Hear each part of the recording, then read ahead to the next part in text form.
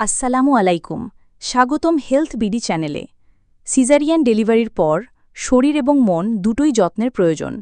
আজকের ভিডিওতে আমরা জানব সিজারিয়ানের পর মায়েদের যত্ন 5টি দরকারি টিপস। টিপস 1। প্রচুর বিশ্রাম নিন। সিজারের পর প্রথম 4 থেকে 6 সপ্তাহ শরীরকে আরাম দিন।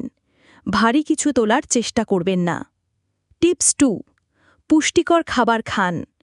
ভিটামিন, প্রোটিন ও আয়রন সমৃদ্ধ খাবার দ্রুত রিকভারিতে সাহায্য করে।